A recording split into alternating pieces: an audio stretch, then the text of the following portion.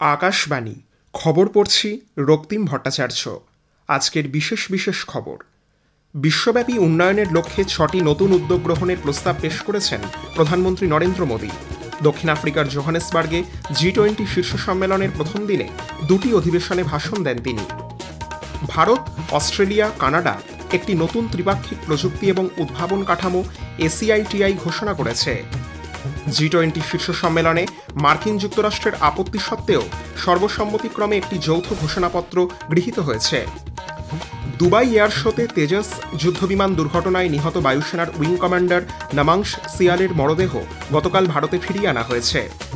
ভারতীয় শুটার মাহিত সান্ধু টোকিওতে ডিফঅলিম্পিকে মহিলাদের 50 metre rifle 3 পজিশনে স্বর্ণপদক জিতেছেন। ভারতের লক্ষ্য সেন অস্ট্রেলিয়ান ওপেন ব্যাডমিন্টনে পুরুষদের সিঙ্গলসের ফাইনালে আজ জাপানের ইউশি তানাকার মুখোমুখি হবেন। আসছি বিস্তারিত খবরে। দক্ষিণ আফ্রিকার জোহানেসবার্গে G20 শীর্ষ সম্মেলনের প্রথম দিনে প্রধানমন্ত্রী নরেন্দ্র মোদী বিশ্বব্যাপী উন্নয়নের লক্ষ্যে 6টি নতুন উদ্যোগ গ্রহণের প্রস্তাব পেশ করেছেন। সম্মেলনের প্রথম দিনে 2টি অধিবেশনে ভাষণ দিতে গিয়ে শ্রী মোদী বলেন, এই উদ্যোগগুলি ভারতের সমৃদ্ধি, সার্বিক উন্নয়ন এবং জনকল্যাণের দৃষ্টিভঙ্গিকে বিশদভাবে তুলে ধরে। তিনি বলেন, এই উদ্যোগগুলি সর্বাঙ্গীন উন্নতিতে সহায়ক হবে। অন্তর্ভুক্তিমূলক এবং সুস্থায়ী অর্থনৈতিক অগ্রগতি সংক্রান্ত প্রথম অধিবেশনে ভাষণ দিতে গিয়ে প্রধানমন্ত্রী বলেন, G20 global traditional knowledge repository ভবিষ্যৎ প্রজন্মের সর্বাঙ্গীন কল্যাণে সম্মিলিত জ্ঞানকে কাজে লাগাবে। আফ্রিকা স্কিলস মাল্টিপ্লায়ার প্রোগ্রামের লক্ষ্য আফ্রিকার যুব সমাজকে দক্ষতা অর্জনের জন্য 10 লক্ষ প্রশিক্ষকের একটি দল তৈরি করা। তিনি বলেন, এর ফলে তরুণ প্রজন্মের দক্ষতা বিকাশে দীর্ঘমেয়াদী উন্নয়ন ত্বরান্বিত হবে। শ্রী মোদী একটি G20 global health care response team গঠনেরও প্রস্তাব করেন, যার মধ্যে প্রতিটি G20 গোষ্ঠীভুক্ত দেশের বিশেষজ্ঞ চিকিৎসকরা থাকবেন এবং বিশ্বের যে কোনো প্রান্তে স্বাস্থ্য সংক্রান্ত জরুরি পরিস্থিতিতে তারা অগ্রণী ভূমিকা নেবেন। মাদক পাচার রোধে G20 দেশগুলিকে একযোগে এগিয়ে আসার আহ্বানও জানান প্রধানমন্ত্রী। আর রেজিলিয়েন্ট ওয়ার্ল্ড শীর্ষক দ্বিতীয় অধিবেশনে ভাষণ দিতে গিয়ে প্রধানমন্ত্রী মোদী সম্পদের পুনর্ব্যবহার এবং এ সম্পর্কিত নতুন উদ্ভাবনকে উৎসাহিত করার লক্ষ্যে ক্রিটিক্যাল মিনারেল সার্কুলারিটি ইনিশিয়েটিভ তৈরির প্রস্তাব দেন। তিনি বলেন, এই উদ্যোগের লক্ষ্য হল সরবরাহ শৃঙ্খল সুরক্ষা মজবুত করা এবং উন্নয়নের পথ সুগম করা। প্রধানমন্ত্রী জোর দিয়ে বলেন, ভারত সুস্থায়ী এবং পরিবেশবান্ধব জ্বালানি ব্যবহারে প্রতিশ্রুতিবদ্ধ। ওপেন স্যাটেলাইট ডেটা পার্টনারশিপ চালু করা সম্পর্কে প্রধানমন্ত্রী বলেন, এই কর্মসূচির মাধ্যমে কৃষি, মৎস্য, বিপর্যয় মোকাবিলা এবং অন্যান্য ক্ষেত্রে উন্নয়নশীল দেশগুলি, বিশেষ করে দক্ষিণী বিশ্ব বা গ্লোবাল সাউথের কাছে G20 মহাকাশ সংস্থাগুলির উপগ্রহ থেকে প্রাপ্ত যাবতীয় তথ্য পাওয়া যাবে। দ্বিতীয় অধিবেশনে শ্রী মোদী বিশ্বব্যাপী খাদ্য নিরাপত্তা জোরদার করার জন্য বৃহত্তর সম্মিলিত পদক্ষেপের আহ্বান জানান। ভারতে আয়োজিত G20 সম্মেলনে গৃহীত ডেকান প্রিন্সিপালের কথা তুলে ধরে শ্রী মোদী বলেন, ক্রমবর্ধমান প্রাকৃতিক দুর্যোগ, জলবায়ু পরিবর্তনের এই কঠিন সময় স্থিতিশীল বিশ্ব গড়ে তোলাই হবে মূল লক্ষ্য এবং এজন্য খাদ্য সুরক্ষা সুনিশ্চিত করতে হবে। তিনি বলেন, ভারত এই ক্ষেত্রগুলিতে সক্রিয়ভাবে কাজ করছে। প্রধানমন্ত্রী নরেন্দ্র মোদী গতকাল জোহানেসবার্গে G20 শীর্ষ সম্মেলনের ফাঁকে বিভিন্ন দেশের নেতৃবৃন্দের সঙ্গে একাধিক বৈঠক করেছেন। শ্রী মোদী অস্ট্রেলিয়ার প্রধানমন্ত্রী অ্যান্টনি আলবানিজ এবং কানাডার প্রধানমন্ত্রী মার্ক কার্নির সঙ্গেও দেখা করেন। পরে তিনি ব্রিটেনের প্রধানমন্ত্রী কিয়ার স্টারমারের সঙ্গে দেখা করেন। সোশ্যাল মিডিয়া প্ল্যাটফর্ম এক্সে একটি পোস্টে শ্রী মোদী বলেছেন, এবছর ভারত ব্রিটেন কৌশলগত অংশীদারিত্ব নতুন শক্তি সঞ্চার করেছে এবং উভয় পক্ষই বিভিন্ন ক্ষেত্রে এই সম্পর্ককে এগিয়ে নিয়ে যাবে।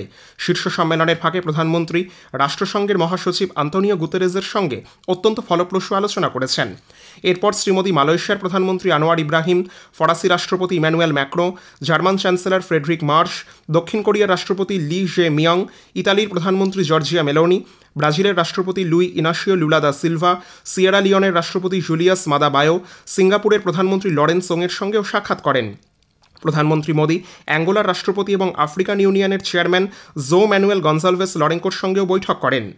তিনি ইথিওপিয়ার প্রধানমন্ত্রী আবি আহমেদ আলীর সঙ্গেও দেখা করেন। ভিয়েতনামের প্রধানমন্ত্রী ফাম মিন চিনের সঙ্গে বৈঠক প্রসঙ্গে শ্রী মোদী বলেন, ভারত ও ভিয়েতনামের মধ্যে একটি শক্তিশালী এবং ভবিষ্যৎমুখী অংশীদারিত্ব বর্তমান। প্রধানমন্ত্রী মোদী বিশ্ব বাণিজ্য সংগঠন WTOর মহানির্দেশক ডক্টর এনগোজি ওকনসো ইওয়ালা এবং বিশ্ব স্বাস্থ্য সংস্থা হুয়ের প্রধান টেড্রোস আধানাম ঘেব্রিয়াসের সঙ্গেও মতবিনিময় করেছেন। ভারত, অস্ট্রেলিয়া এবং কানাডা গতকাল একটি নতুন ত্রিপাক্ষিক প্রযুক্তি এবং উদ্ভাবন পরিকাঠামো অস্ট্রেলিয়া কানাডা ভারত প্রযুক্তি এবং উদ্ভাবন ACITI ঘোষণা করেছে। জোহানেসবার্গে G20 শীর্ষ সম্মেলনের ফাঁকে এই চুক্তি স্বাক্ষরিত হয়েছে। চুক্তির অধীনে 3টি দেশ বর্তমান দ্বিপাক্ষিক উদ্যোগের পরিপূরক হিসেবে গুরুত্বপূর্ণ এবং নতুন প্রযুক্তি ক্ষেত্রে সহযোগিতা বৃদ্ধি করবে। এই অংশীদারিত্ব প্রতিটি দেশের প্রাকৃতিক শক্তিকে কাজে লাগাবে, বিশেষ করে গুরুত্বপূর্ণ খনিজ পদার্থের ক্ষেত্রে পরিবেশ বান্ধব শক্তি উদ্ভাবন এবং স্থিতিশীল সরবরাহ শৃঙ্খলের উপর জোর দেবে। দক্ষিণ আফ্রিকার জোহানেসবার্গে অনুষ্ঠিত G20 শীর্ষ সম্মেলনে গতকাল সর্বসম্মতিক্রমে একটি যৌথ ঘোষণাপত্র গৃহীত হয়েছে, যদিও মার্কিন যুক্তরাষ্ট্র এর বিরোধিতা করেছে। ঘোষণাপত্রে বলা হয়েছে, সংহতি, সমতা এবং স্থায়িত্ব অন্তর্ভুক্তিমূলক সমৃদ্ধির অপরিহার্য স্তম্ভ। 39 পৃষ্ঠার এই নথিতে জ্বালানি নিরাপত্তা, জলবায়ু এবং বিপর্যয় মোকাবিলার ব্যবস্থাপনা তুলে ধরা হয়েছে। একই সঙ্গে ক্রমবর্ধমান ভূরাজনৈতিক উত্তেজনা, সংঘাতসহ অন্যান্য আন্তর্জাতিক জটিলতাকে অর্থনৈতিক স্থিতিশীলতার জন্য প্রতিকূলতা হিসেবে স্বীকার করা হয়েছে। প্রধানমন্ত্রী নরেন্দ্র মোদী 30 নভেম্বর রবিবার আকাশবাণীতে মন কি বাত অনুষ্ঠানে তাঁর চিন্তাভাবনা দেশ বিদেশের মানুষের সঙ্গে ভাগ করে নেবেন। এটি হবে মাসিক এই বেতার অনুষ্ঠানের 128তম পর্ব। বেলা 11টা থেকে আকাশবাণী এবং দূরদর্শনের সবকটি চ্যানেল এবং Akashvani news on AIR website, mobile app, প্রধানমন্ত্রীর দপ্তর, তথ্য ও সম্প্রচার মন্ত্রকের ওয়েবসাইট ও ইউটিউব চ্যানেলেও মন কি বাত সম্প্রচারিত হবে। খবর শুনছেন আকাশবাণী থেকে। আমাদের সংবাদ শোনা যাচ্ছে ইউটিউব চ্যানেল আকাশবাণী সংবাদ বাংলা, ফেসবুক ও ইনস্টাগ্রাম আকাশবাণী সংবাদ কলকাতা এবং এক্স হ্যান্ডেল এআইআর নিউজ কলকাতাতে। দুবাই এয়ার শোতে তেজস যুদ্ধবিমান দুর্ঘটনায় নিহত বায়ুসেনার উইং কমান্ডার নামাংশ সিয়ালের মরদেহ গতকাল ভারতে ফিরিয়ে আনা হয়েছে। সংযুক্ত আরব আমিরশাহিতে নিযুক্ত ভারতীয় রাষ্ট্রদূত দীপক মিত্তল এবং কনসাল জেনারেল সতীশ সিওয়ান ভারতীয় বায়ুসেনার একটি বিশেষ বিমানে তাঁর দেহ দেশে ফিরিয়ে আনার আগে নিহত পাইলটকে আনুষ্ঠানিকভাবে গার্ড অফ অনার প্রদান করেন। অসমের গুয়াহাটিতে গতকাল আকাশবাণী সঙ্গীত সম্মেলন অনুষ্ঠিত হয়েছে। সঙ্গীতজ্ঞ রমেন চৌধুরী অনুষ্ঠানে প্রধান অতিথি হিসেবে উপস্থিত ছিলেন। গোয়ালপাড়িয়া লোকগীতি শিল্পী জোবা চক্রবর্তী দাস এবং বেহালা শিল্পী মনোজ বড়ুয়া তাদের উপস্থাপনায় শ্রোতাদের মুগ্ধ করেন। এবার ইফির খবর।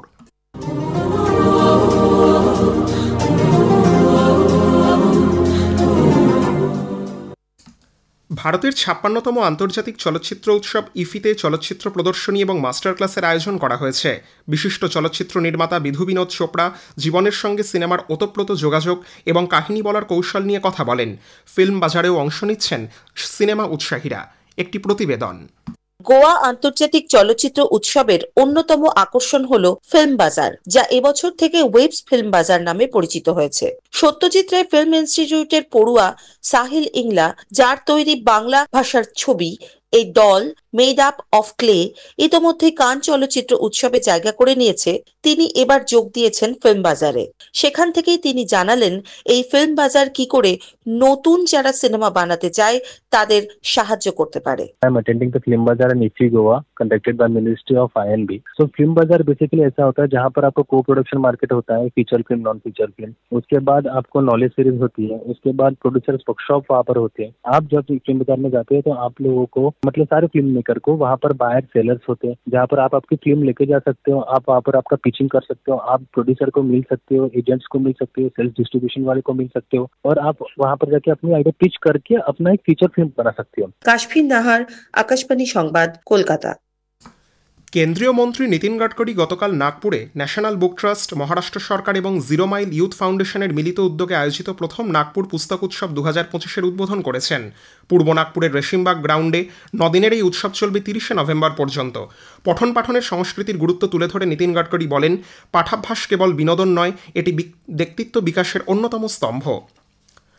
ভারতীয় শুটার মাহিত সান্ধু গতকাল টোকিওতে ডিফঅলিম্পিকে মহিলাদের 50 মিটার রাইফেল 3 পজিশনে স্বর্ণপদক জিতেছেন। এই নিয়ে সান্ধু প্রতিযোগিতায় তার দ্বিতীয় সোনা এবং চতুর্থ পদক জয় করলেন। মাহিতের সার্বিক স্কোর ছিল 456। দক্ষিণ কোরিয়ার ডেন জিয়ং 453.5 স্কোর করে রূপো জিতেছেন। অন্যদিকে হাঙ্গেরির মিরা সুৎসান্না বিয়াতভস্কি 438.6 স্কোর করে ব্রোঞ্জ পদক জয় করেছেন। ভারতের লক্ষ্য সেন অস্ট্রেলিয়ান ওপেন ব্যাডমিন্টনে পুরুষদের সিঙ্গলসের ফাইনালে আজ জাপানের হিউশি তানাকার মুখোমুখি হবেন।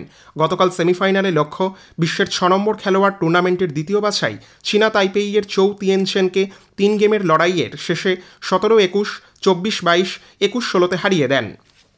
গুজরাটের আমেদাবাদের ইকেএ এরিনায় এএফসি অনূর্ধ্ব 17 এশিয়ান কাপ সৌদি আরব 2026-এর বাছাই পর্বে ভারত প্যালেস্টাইনের সঙ্গে ড্র করে তাদের অভিযান শুরু করেছে।